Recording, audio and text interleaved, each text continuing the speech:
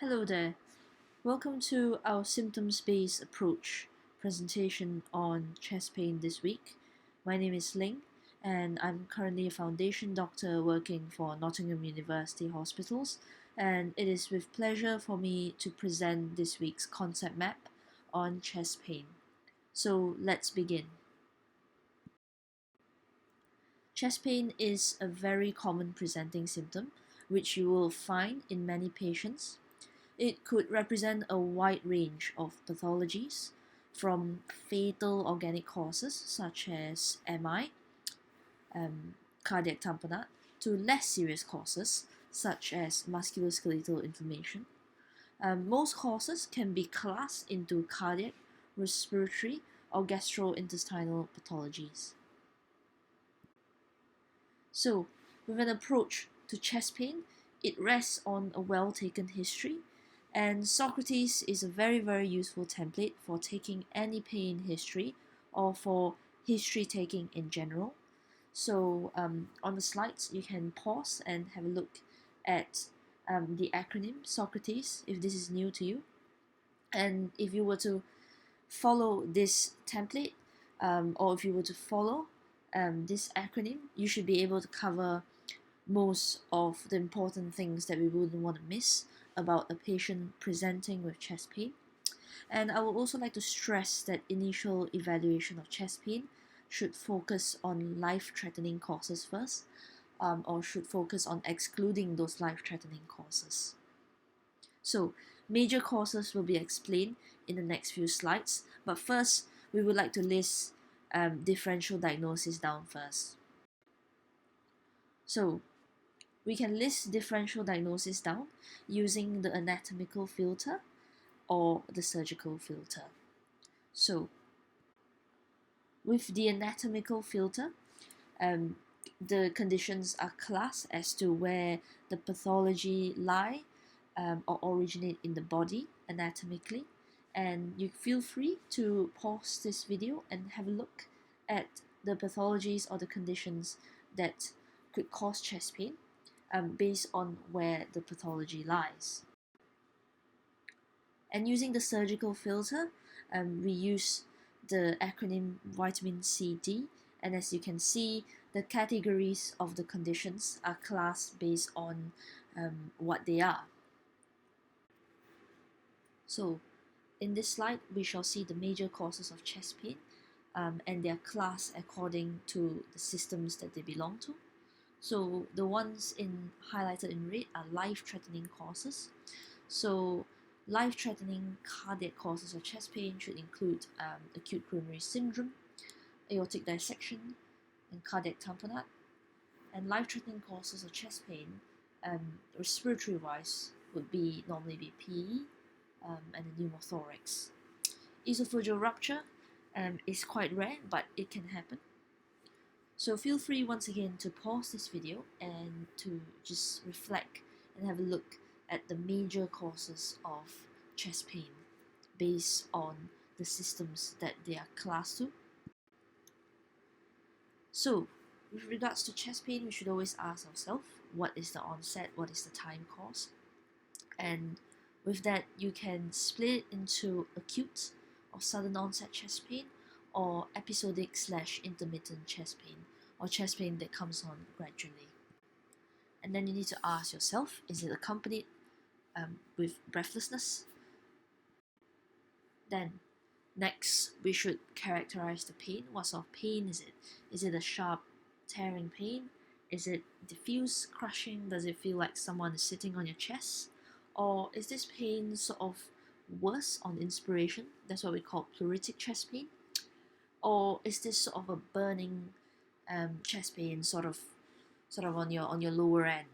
And with the character of the pain, you can find out more about what the condition could be.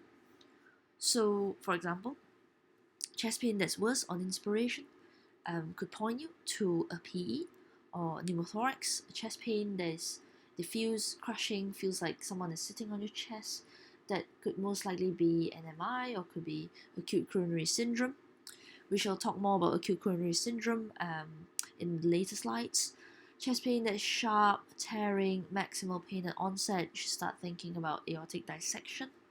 Chest pain that's sort of worse on lying down, you should be thinking about pericarditis.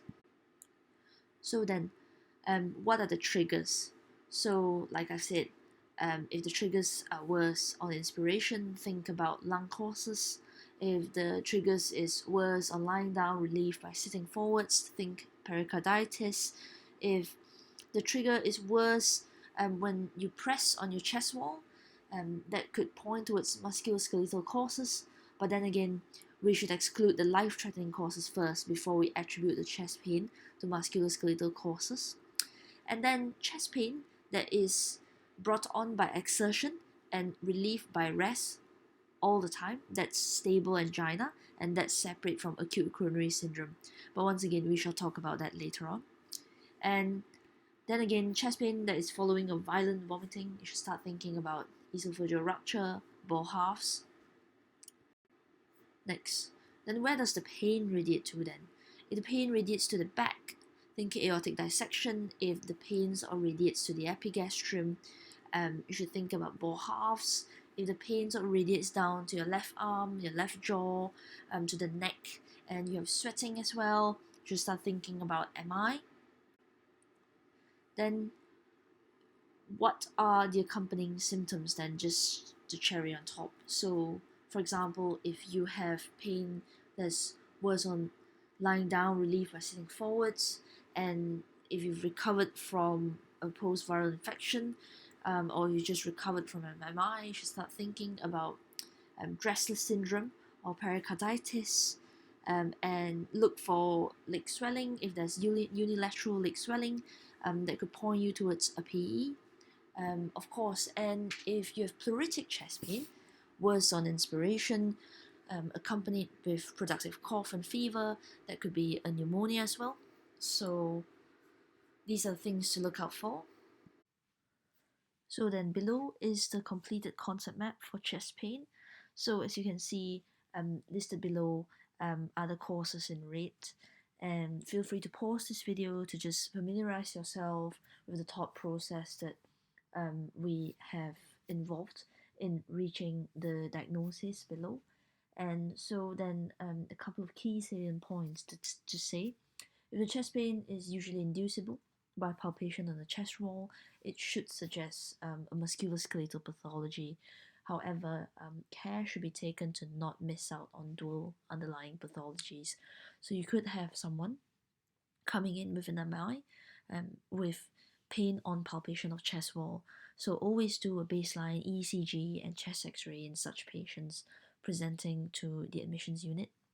So then pain is hyperacute with sudden onset and very severe should raise suspicion of a serious underlying pathology.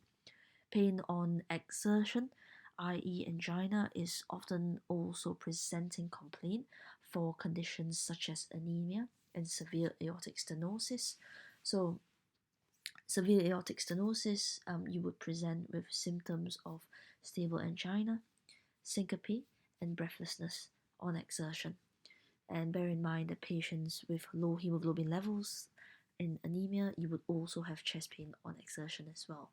So it'll be valuable to develop your own pattern recognition for life-threatening causes.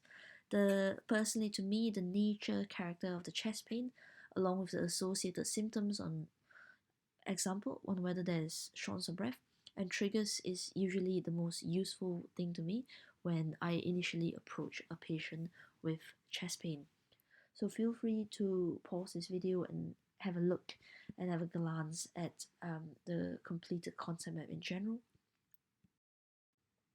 So next we'll move on to having a look at cardiac ischemia at a glance. So I mentioned previously that we'll speak in more detail about acute coronary syndrome, ACS. It is an umbrella term to cover STEMI and STEMI and unstable angina. I would also like to stress that stable angina is separate from ACS. So in stable angina, you would have normal ECG, normal troponin, and have chest pain that is exclusively brought on by exertion / relief by rest. Then You will have unstable angina, which is chest pain that can come on at any time, chest pain that comes on at rest, and is more severe and more prolonged in nature. So for any chest pain that presents with ST changes on the ECG, it should almost always point you to ACS. Then, depending on whether troponin is negative or positive, then you should be able to differentiate into whether it is an MI or it's unstable angina. So another key tip, if the ECG is abnormal, always check the previous ECG, as the changes could be old changes. It will also be good to compare whether the changes have sort of changed in a worse direction or not. So next. So then some key salient points to remember on your initial approach to chest pain. Don't forget, the initial approach should be always to rule out life-threatening causes to chest pain. Use Socrates as a template in your history taking, especially for pain, or it could be done for any history taking in general. And with Socrates, you would be able to cover all parts of your history without missing out important bits of the history. First line investigations such as ECG, chest x-ray, and a basic set of bloods should not be missed. So ECG is immediately available and should be performed as soon as possible. Always compare with an OCE ECG, like I've said, and perform serial ECGs to look for dynamic changes. With a chest x-ray, it should be performed as a baseline investigation for all patients presenting with chest pain really. It'll be useful to elicit lung pathologies such as pneumonia, pneumothorax, and a patient presenting with pleuritic chest pain with normal chest x-ray and sinus tachycardia on ECG should really raise suspicion for a PE. And so with FBC, you should be able to find out if the person is severely anemic or not, or if the person has an infection going on. This will be useful if you are thinking of pneumonia, and also bear in mind that diabetics may present with atypical chest pain, and that's what we call silent MI. So thank you everyone, and remember, this concept map is not for you to memorize, but rather this concept map serves as a guide to help you nurture your own thought process for creating your own concept maps in your head when you approach symptoms like chest pain. So always double check to identify or rule out life-threatening causes, and feel free to pause these videos at different stages of the concept map to see in detail. So thank you everyone. I hope you have a lovely week. I hope you've enjoyed this session and that it was useful. Thank you.